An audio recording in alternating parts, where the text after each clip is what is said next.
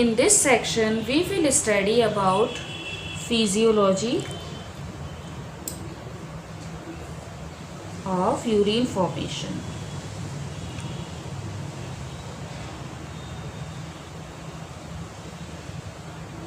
This physiology of urine formation is completed in 3 steps. First, ultrafiltration.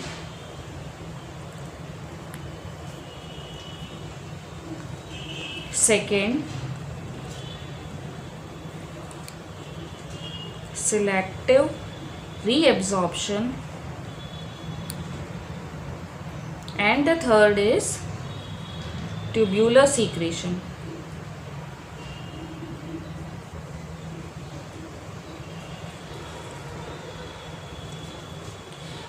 Urine formation include these 3 steps: ultrafiltration, selective reabsorption, and tubular secretion. Now discussing the first step, that is ultrafiltration.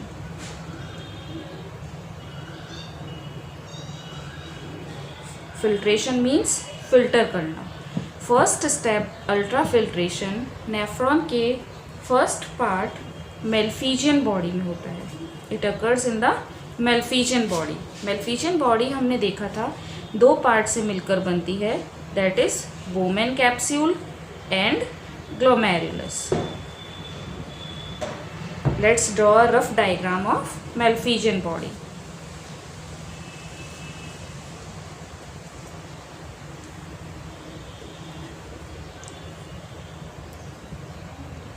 In Malpighian body हमें पता है efferent arteriole impure blood लेकर आती है. यहाँ पर आने के बाद it divides in various capillaries and then exit through efferent arteriole. इन दोनों के डायामीटर में बहुत वेरिएशन होता है. एफरेंट आर्ट्रियोल का डायामीटर ज़्यादा होता है, इफरेंट आर्ट्रियोल का डायामीटर कम होता है. Due to difference in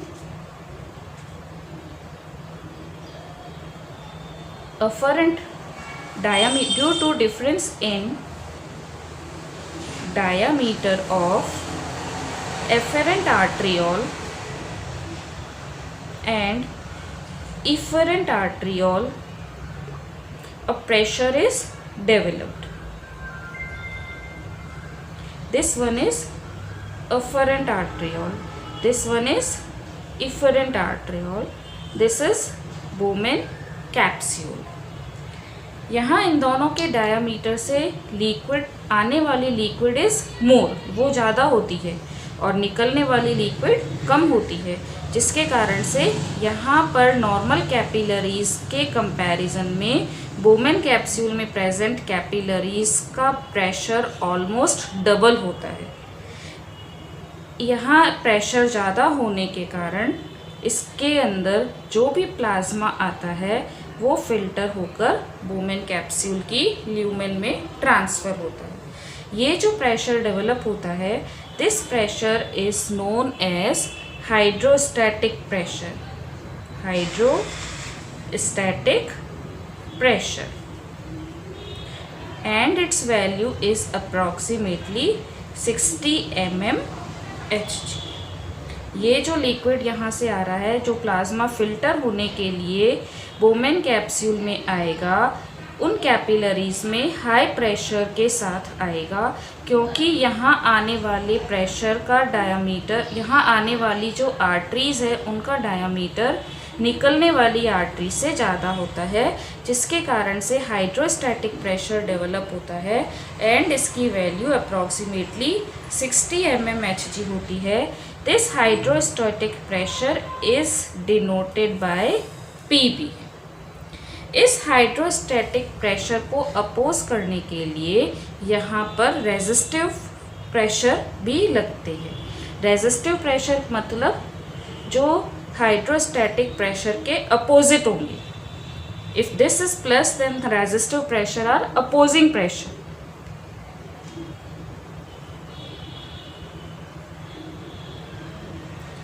first resistive pressure which is applied is due to protein. तो first is osmotic pressure due to protein. जब प्लाज्मा यहाँ से फिल्टर होगा तो प्रोटीन मैक्रोमोलिक्यूल होने के कारण, लार्ज साइज के कारण यहाँ से फिल्टर नहीं हो पाते हैं, एंड स्पेशली प्रोटीन में भी एल्बुमिन प्रोटीन. जब ये प्रोटीन यहाँ से फिल्टर नहीं हो पाएंगे तो they will create an osmotic pressure which is resistive in nature. इसकी वैल्यू अप्रॉक्सीमेटली 30 mmHg होती है. And this osmotic pressure due to protein is indicated by P0 or PU. Second resistive pressure जो यहाँ पर अप्लाई होता है that is hydrostatic pressure due to filtrate. यहाँ से फिल्टर होकर प्लाज्मा ल्यूमेन में आएगा. इस ल्यूमेन में आने से ये फिल्ट्रेट एक रेजिस्टिव प्रेशर अप्लाई करेगा. This is known as hydrostatic pressure due to filtrate. Its value is approximately 30 mmHg. It is indicated by PC. Third pressure और third resistive pressure which is applied here is hydrostatic pressure due to interstitial fluid.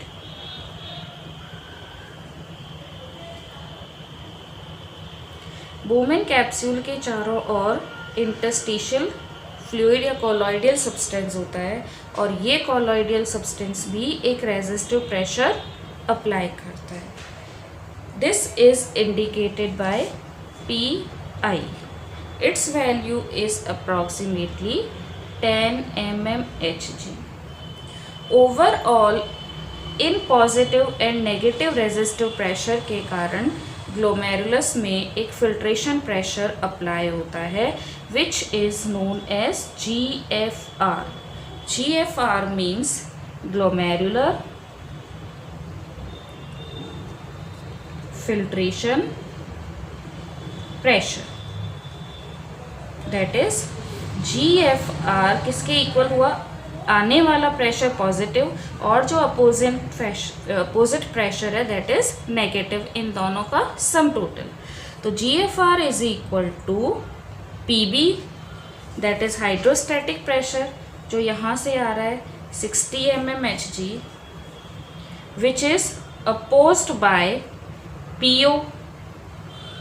यहाँ present protein के कारण लगने वाला osmotic pressure PO plus PC जो liquid यहाँ से filter होकर आएगा प्लाज्मा का, वो अप्लाई करता है PC. इसकी वैल्यू है 10 that is PC plus PI interstitial colloidal solution के कारण लगने वाला negative pressure. Keeping the value of all these pressure, PB that is 60 minus PO that is 30 plus 10 plus 10 that is equal to 60 minus 50 that is 10 mmHg. यहाँ आने वाला जो plasma है वो इन कैपिलरीज में एडिशनल प्रेशर अप्लाई करता है और वो लगभग 10 mmHg के इक्वल होता है. इस प्रेशर के कारण यहाँ से लिक्विड फिल्टर होकर ल्यूमेन की कैविटी में this filtration takes place through glomerulus and that is why it is known as glomerular filtration.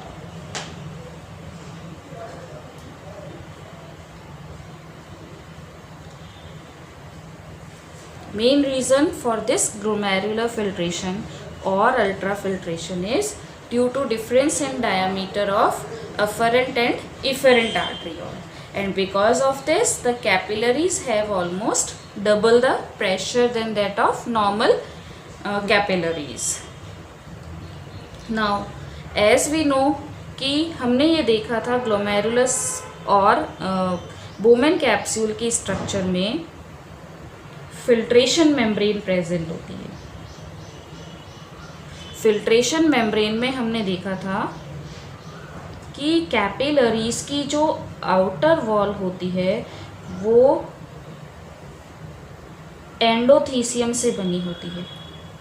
Endothecium, in endothecium के बीच में छोटे छोटे पोर्स होते हैं and these pores are known as fenestra. हमने ये भी देखा था कि बोमेन कैप्सूल और कैपिलरीज के बीच में एक फाइन मेम्ब्रेन और प्रेजेंट होती है and this fine membrane is known as basement membrane. इसे हम बोलते हैं बेसमेंट मेम्ब्रेन। देन हमने देखा था कि बोमेन कैप्सूल की जो वॉल होती है वो स्पेशल टाइप की सेल से मिलकर बनती है जिन्हें हम बोलते हैं पोडोसाइट।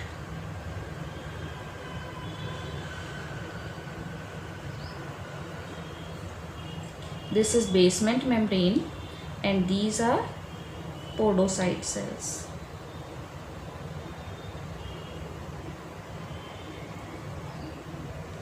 इन पोडोसाइट सेल्स के बीच में भी होल्स होते हैं जिन्हें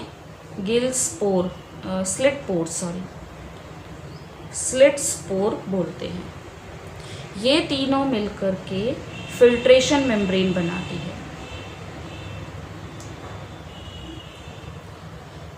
अब कोई भी प्लाज्मा यदि इस फिल्ट्रेशन मेम्ब्रेन से होकर पास होगा तो यहाँ प्रेजेंट सबसे पहले फेनेस्ट्रा से क्रॉस होकर बेसमेंट मेम्ब्रेन के थ्रू स्लिट पोर से होता हुआ इस ल्यूमेन में आएगा। यहाँ तक आने में प्रोटीन और कुछ इम्पॉर्टेंट कंपाउंड्स रुक जाते हैं और ये फिल्टर होकर इस ल्यूमेन की कैविटी में आ जाता है। Almost all the constituent except protein are filtered.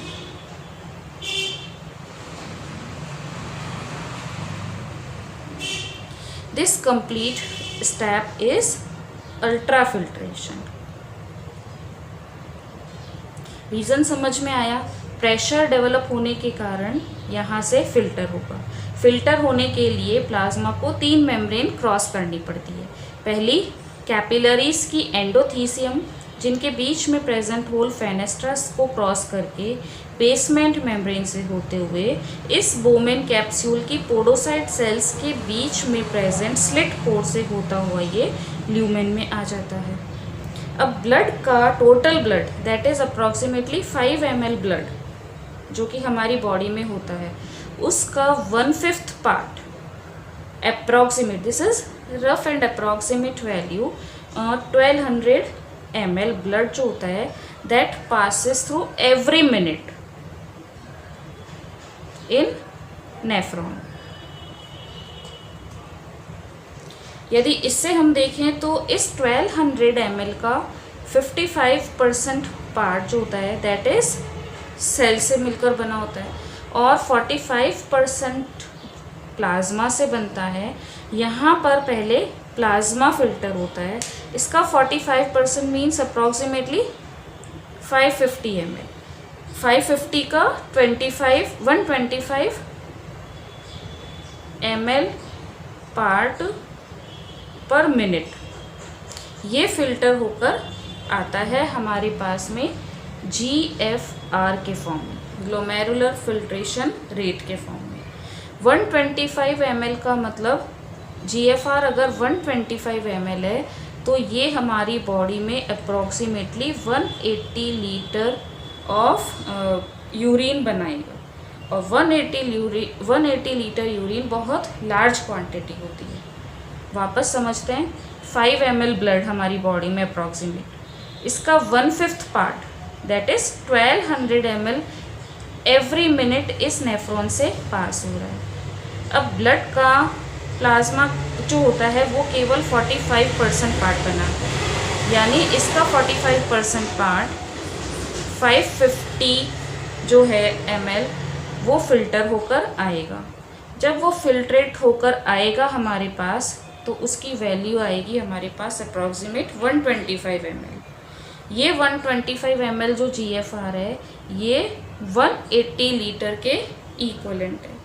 ये हमारे पास में आता है, बहुत ज़्यादा क्वांटिटी में होता है, इसलिए इसमें से वापस important constituent specially water and other nutrients reabsorb हो जाते हैं।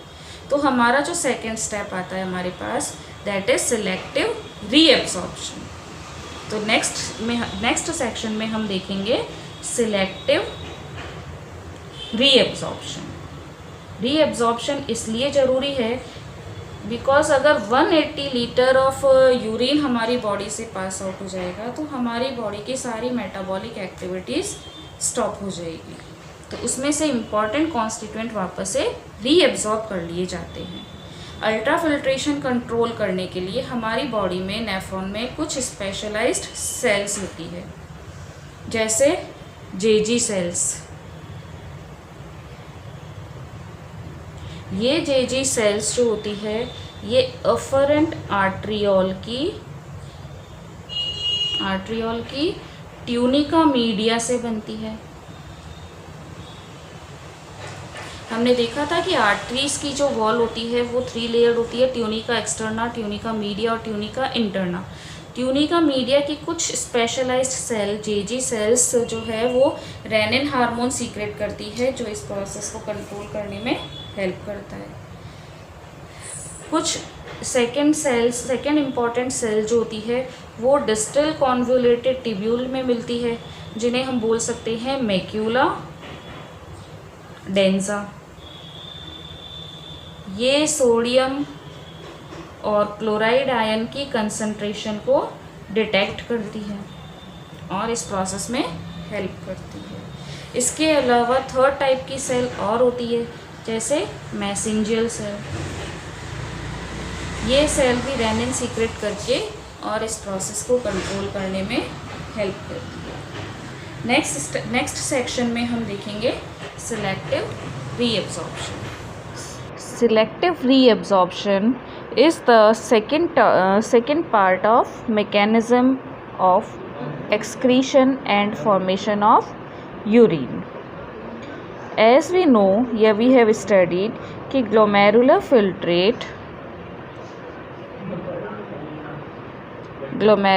filtrate contains urea, uric acid,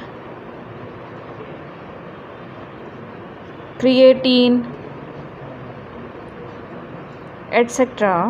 And along with these there are many useful substances also, like glucose, amino acids, some fatty acids, vitamins, water, various types of salts, etc. All these substance passes through proximal tube. This is the structure of nephron.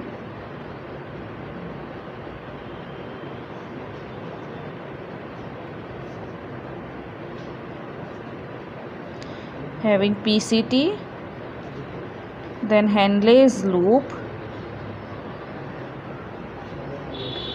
having DCT, opening in collecting duct. This part is embedded in cortex and this part is embedded in medulla. Here enters the afferent arteriole, divide in capillaries, exit as efferent arteriole. This is Bowman capsule. This part is PCT. So in ultrafiltration, when the plasma filter, then all these things also get filtered. ये सारी चीज़ें भी filtrate से होती हुई PCT में आ जाती है. It passes through PCT, then through Henle's loop and then through DCT. अब इसमें बहुत सारी काम की चीज़ें होती है जिनकी बॉडी को बहुत ज़रूरत होती है, तो इन्हें वापस से रीएब्जॉर्ब कर लिया जाता है. These things are reabsorbed from the walls of the tubule and are sent back to the blood capillaries. Afferent arteriole से छोटी छोटी फाइन कैपिलरीज निकलती है जो इसके चारों तरफ कैपिलरीज बनाती है, प्रॉक्सिमल कैपिलरीज बनाती है, ट्यूब्यूलर कैपिलरीज बनाती है. यहाँ से सब्सटेंस एब्जॉर्ब होकर वापस इन कैपिलरीज में सेंड बैक कर दिया जाता है. Selective reabsorption, selective means selected चीज़ें, रीएब्जॉर्प्शन मतलब वापस से रीएब्जॉर्ब करना. तो ये सारी चीज़ें जो नेफ्रॉनिक कंटेंट या नेफ्रॉनिक फिल्ट्रेट से पीसीटी में आती है तब इन्हें वापस से रीएब्जॉर्ब कर लिया जाता है. That is why it is known as selective reabsorption. Reabsorption of useful substance such as glucose, vitamins, amino acid, etc. from the tubules and then their re-entry back to the blood is known as selective reabsorption. This selective reabsorption occurs in different parts. For example, the first part occurs in selective reabsorption's first part occurs in PCT. This is the coiled part of nephron. It is located in cortex. In PCT, the most important thing is that their cells are having microvilli. This presence of microvilli increases the surface area for reabsorption of capability by about 20 times, and because of this various useful substances are reabsorbed by these epithelial cells and they are returned back to the blood of glomerulus. The substances which are absorbed, and mainly the absorption occur here, is of active type. Though some substances are absorbed by passive type, but maximum absorption is of active type. यहाँ पर होने वाला absorption active and passive दोनों तरह का होता है, जिसमें ज़्यादा चीज़ें एक्टिव एब्जॉर्प्शन से एब्जॉर्ब होती है. Active absorption occur at the expense of energy, whereas passive absorption occur without energy. Since maximum absorption takes place by active process, so it needs energy in the form of ATP. Hence, the cell of PCT contains a large number of mitochondria. यहाँ पर mitochondria की number बहुत ज़्यादा होती है, जिसके कारण ATP मिलते हैं और ये ATP के कारण यहाँ पर एक्टिव एब्जॉर्प्शन हो सकता है, जिससे हाई थ्रेशोल्ड वैल्यू वाले सब्सटेंस, हाई थ्रेशोल्ड वैल्यू वाले सब्सटेंस जैसे ग्लूकोज, अमीनो एसिड 100% एब्जॉर्ब हो जाते हैं ऑलमोस्ट. इसके अलावा 70 to 75% sodium ion, potassium ion, ये भी एक्टिव एब्जॉर्प्शन से एब्जॉर्ब हो जाएंगे. कुछ आयन्स जैसे क्लोराइड आयन डिफ्यूज़न से एब्जॉर्ब हो जाते हैं, डिफ्यूजन बाय पैसिव प्रोसेस. तो इस तरह से इस पार्ट में glucose, amino acid, sodium ion, potassium ion, chloride ions, ये सारी चीज़ें एब्जॉर्ब हो जाती है. Water is also absorb to some extent by osmosis. Little amount of urea, this is also absorbed passively.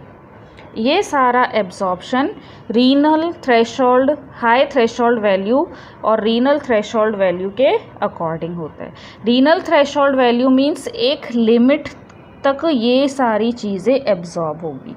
After that renal threshold value को हम ऐसे कह सकते हैं कि it is the maximum concentration of the substance in the blood. उस concentration के बाद जो सब्सटेंस होता है वो आगे के प्रोसेस में ट्रांसपोर्ट हो जाएगा। फॉर एग्जाम्पल अपन देखें ग्लूकोज के लिए अगर रीनल थ्रेशोल्ड वैल्यू 180 अगर अपन मानते हैं 180 मिलीग्राम पर 100 ml ऑफ नेफ्रॉनिक फिल्ट्रेट, तो इन दैट केस उस 180 को एक्सीड करने पर ये ग्लूकोज आगे पास होता हुआ यूरिन ट्यूब डिसेंडिंग लिम्ब से होता हुआ कलेक्टिंग डक्ट के थ्रू यूरिन में पास होगा, and that will become a symptom of diabetes. So these substances are reabsorbed according to renal threshold value, which is different for different substances.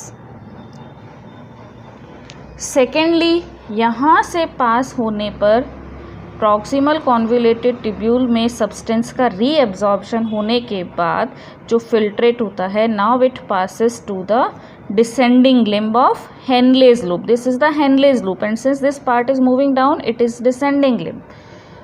This part is moving up so it is ascending limb. तो firstly descending limb में जब ये pass होता है तो it is permeable for water.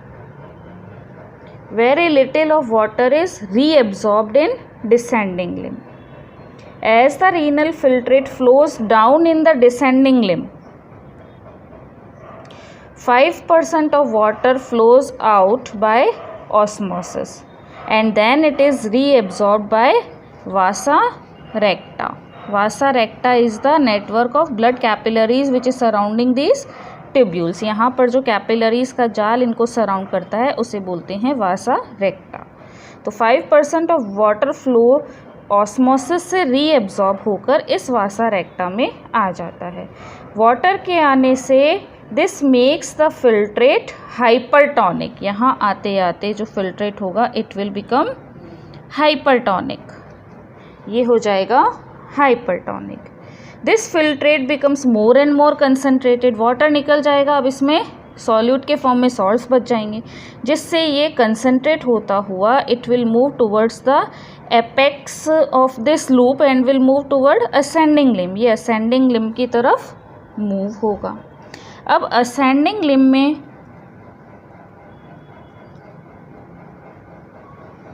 ये वाला part, इधर जब फिल्ट्रेट मूव होगा नेफ्रॉनिक फिल्ट्रेट, तब it is permeable for salt. Permeable for salt. इधर sodium ion, potassium ion, chloride ion, ये सारी चीज़ें वापस दीज आर एक्टिवली रीएब्जॉर्ब्ड. इन सब के एक्टिवली रीएब्जॉर्ब होकर डिफ्यूज़न हो जाता है इनका वापस सराउंडिंग इंटेस्टाइनल फ्लूइड में या इंटरस्टिशियल टिश्यू ऑफ मेड्यूला में, जिसके कारण यहाँ पर ये फिल्ट्रेट वापस हाइपोटोनिक हो जाएगा. नेक्स्ट, यहाँ से फिल्ट्रेट जब पास होगा, now it will reach to DCT, this part. DCT जो लास्ट पार्ट होता है नेफ्रॉन का, इस रीजन में ions and water they are again reabsorbed. This makes the urine concentrate. The reabsorption of water in this loop is regulated by ADH hormone, antidiuretic hormone. This antidiuretic hormone is released from the posterior part of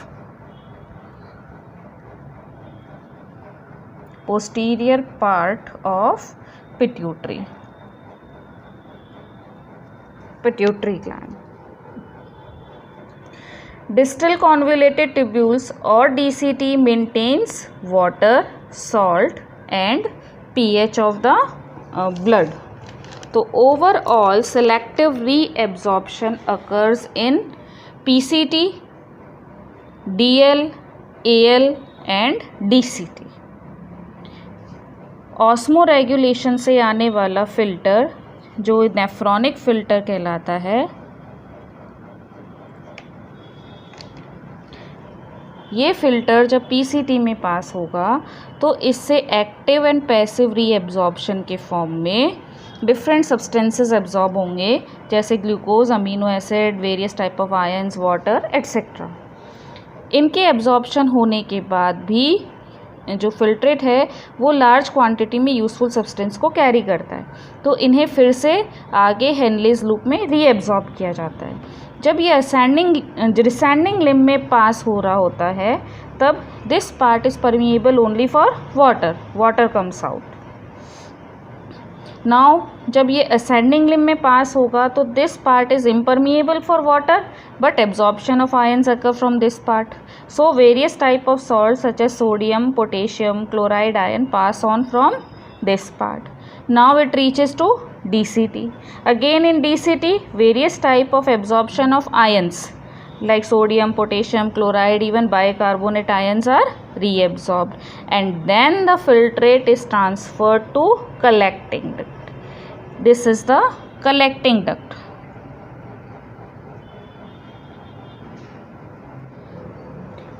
Third step of urine formation is tubular secretion.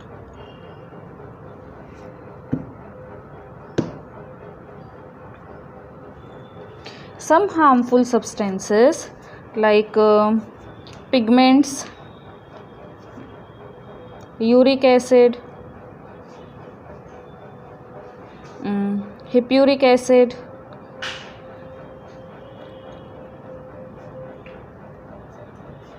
medicines and drugs, etc. These things are not filtered at the time of ultrafiltration, which occur in Bowman capsule, so they remain in the plasma only. These harmful substances need to be eliminated, so the epithelial cells of Henle's loop, then PCT, DCT, etc. release these waste substance in the cavity of renal tubule.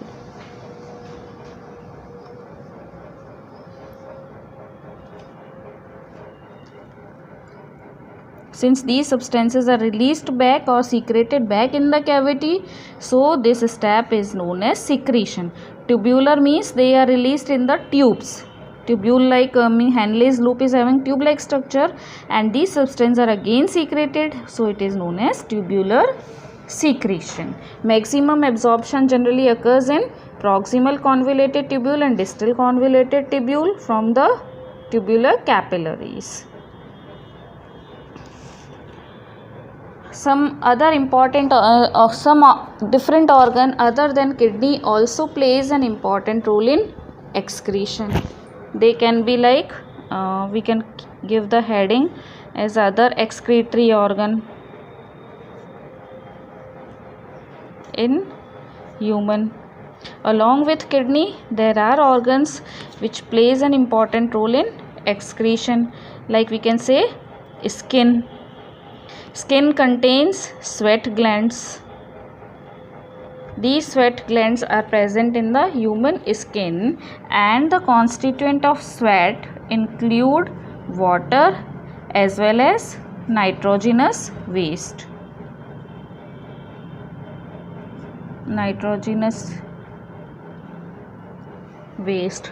These nitrogenous waste are excreted in the form of sweat from the sweat gland through skin. Hence, skin also plays a role of excretory organ. Then, lungs. As we know that during cellular respiration, the lungs release carbon dioxide as the excretory substance which is eliminated by the respiratory process. So lungs also behave as an excretory organ. Then liver. The nitrogenous waste of amino acid is converted to urea, and this urea is discharged from the body with the help of excretory system. So liver also plays an important role. It converts the nitrogenous waste part of amino acid into ammonia, and then ammonia is converted to urea. So discharge of urea in the form of urine from the body is done with the help of liver. Various bile pigments are also released from it.